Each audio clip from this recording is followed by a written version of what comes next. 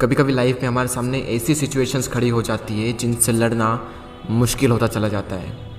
हालात हमारे कुछ ऐसे हो जाते हैं मानो सब कुछ खत्म हो गया हो। दूर दूर तक सिर्फ अंधेरा ही अंधेरा दिखाई देता है। कुछ समझ नहीं आता कि ऐसी सिचुएशंस में करें तो करें क्या। और कई बार तो ऐसी सिचुएशंस में क्विट करने का मन करता है। हालात चाहे तुम्हारे कैसे भी क्यों ना हो, एक बात तो तय है कि ये वक्त अभी गुजर जाएगा। चाहे अच्छा वक्त हो या फिर बुरा वक्त, गुजर जाएगा। लेकिन एक बात हमेशा याद रखना कि ज़िंदगी में कुछ भी कर गुजरने की अपॉर्चुनिटीज़ सिर्फ इसी वक्त में मिलती है, अगर उस सिचुएशन में क्विट ना किया जाए तो। क्योंकि विनर्स जो होते हैं वो कभी भी क्विट नहीं करते, और जो क्विट करते हैं वो कभी भी विनर्स नहीं बनते।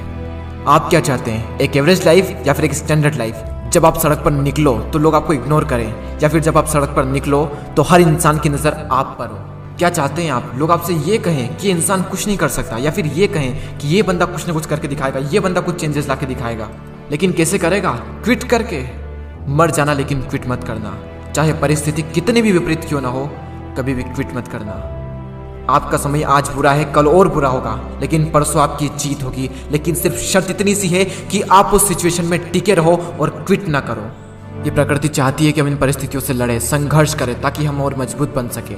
क्योंकि ये परिस्थितियाँ आती है हमें मजबूत बनाने के लिए, ना कि हमें कमज़ोर बनाने के लिए। ये प्रकृति चाहती है कि आप और कामयाब बने, इसलिए आपके साथ कुछ न कुछ बुरा होता रहता है। और ना सिर्फ आपके साथ, बल्कि इस दुनिया में मौजूद हर इंसान के साथ हर समय कुछ न कुछ बुरा होता रहता है।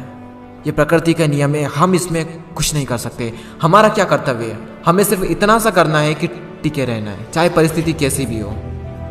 मैं आपको एक छोटी सी कहानी बताता हूँ। एक बार एक बायोलॉजी के टीचर अपने स्टूडेंट्स को एक तितली के बारे में बता रहे थे, और उन्हें वे ये प्रैक्टिकली दिखा रहे थे कि खोल में से तितली कैसे निकलती है। और वो टीचर ये कहकर चले गए कि कोई भी स्टूडेंट्स उस तितली की मदद नहीं करेगा। वहाँ पर जितने भी स्टूडेंट थे वो ध्यान से उस खोल में से तितली को निकलते हुए देख रहे थे। तभी एक स्टूडेंट को उस पर दया आ गई, और उसने उस तितली की मदद की उस खोल से बाहर निकलने में, और सफलतापूर्वक वो तितली उससे बाहर निकल गई। और उस स्टूडेंट की वजह से उस तितली को कोई संघर्ष नहीं करना पड़ा, कोई ज़्यादा मेहनत नहीं करनी पड़ी उस खोल से बाहर निकलने में। लेकिन वो तितली थोड़ी ही देर में मर गई। जब टीचर वापस लौटे तो उन्हें पूरी घटना मालूम हुई। तब उन्होंने अपने स्टूडेंट को बताया कि वो तितली जब संघर्ष करती है तो उससे उसके पंखों को मजबूती मिलती है। यही प्रकृति का नियम है। उस तितली की मदद करके उस स्टूडेंट ने उस तितली को संघर्ष करने का मौका नहीं दिया, और यही परिणाम हुआ कि वो तितली मर गई। संघर्ष ही जीवन है, संघर्ष ही आपको मजबूत बनाता है। इंग्लिश में कोट से नो पेन नो गेन। संघर्ष तो करना पड़ेगा, चाहे कुछ भी हो जाए, और इसमें कोई बहाना नहीं, नो एक्सक्यूजेस। जो विनर्स होते हैं या तो किसी काम को करते ही नहीं, और अगर वो किसी काम को करते हैं तो उसमें कभी भी कोई भी बहाना नहीं बनाते।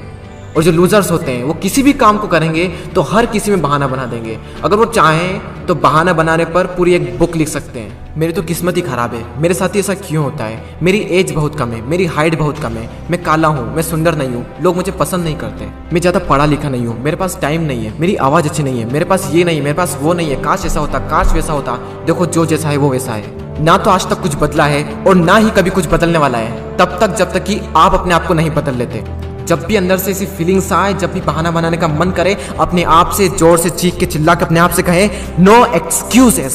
कोई बहाना नहीं। जहां पर भी आप काम करते हैं, जहां पर भी आप पढ़ाई करते हैं, जो भी आपका वर्क प्लेस है, वहां पर कागज पर लिखकर चिपका दें नो एक्सक्यूजेस। कोई बहाना नहीं। मैंने भी अपने वर्क प्लेस पर ये लिख रखा है नो एक्सक्यूजेस, और आज से आप भी कसम खा लें कि कभी भी जिंदगी में बहाना नहीं बनाएंगे।